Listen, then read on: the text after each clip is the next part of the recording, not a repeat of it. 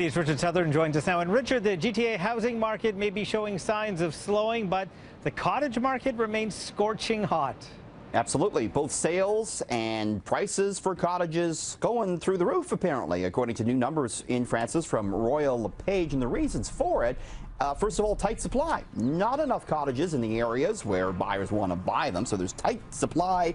And then the average cottage buyer, it tends to be a bit more well-off, higher net worth, so that also leads to the prices going up. Overall, the average price of a cottage in our area, $413,000. But let's look at some of the regional prices. These are for lakefront cottages. Muskoka, of course, topping the list, $1.5 million on average. Niagara on the Lake, $1.2 million. Meaford, Thornbury, Collingwood, a little over $801,000. East Cortez, $625,000. Then we get to the Aurelia area. It's about $608,000 there.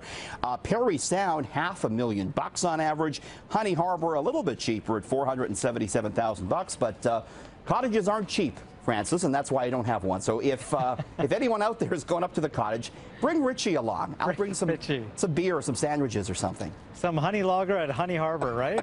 That's right. I'm good company. So Canada's upcoming 150th birthday is already providing a big boost to the economy as tourism rises. Sure is. We got the numbers in from the debit and credit card processor Moneris, and they said already we're seeing a lot of people visiting our fine country this year.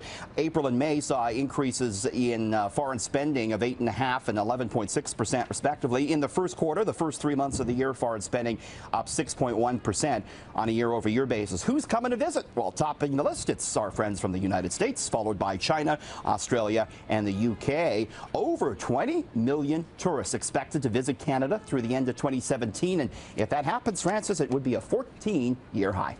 You'll have to order a really extra large birthday cake then for July 1st, please. I think we'll have to do that, and we'll attack that.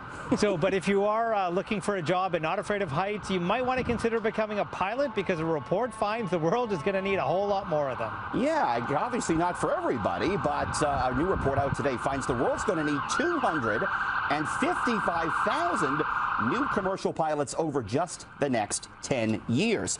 And a third of them will be required right here in North America. This is a report from Montreal-based flight training provider CAE. In all, the report finds 70 new commercial airline pilots will have to be trained each day, 70 a day, to keep up with demand.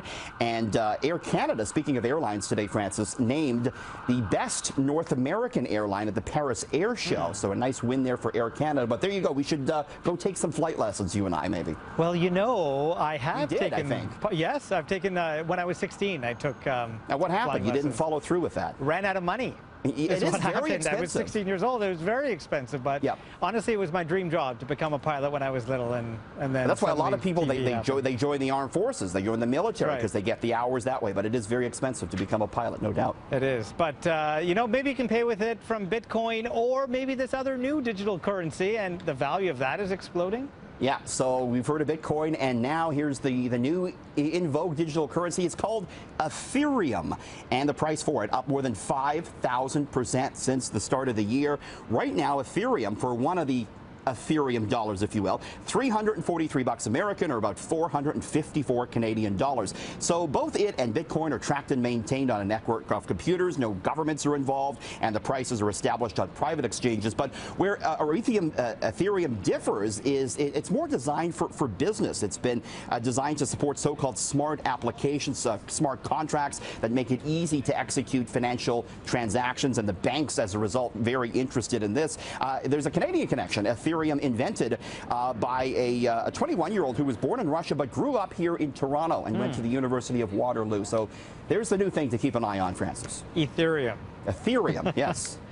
So starting today, Netflix is rolling out interactive kid shows. Yeah, we were talking about this a couple months ago, and now we're getting the first look at exactly how it's going to go down. So Netflix basically letting children call the shots.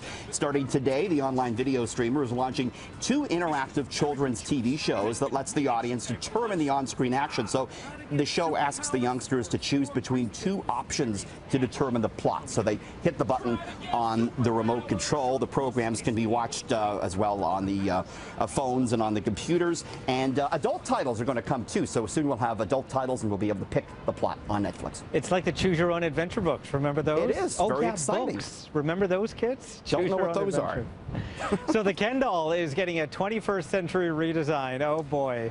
Yeah, and we're going to show him to you. This is the new Ken. He's ready to go. He's hipster Ken now. With seven new skin tones, 3 body types, including a dad bod, and new hairstyles, including cornrows and even a man bun, Francis.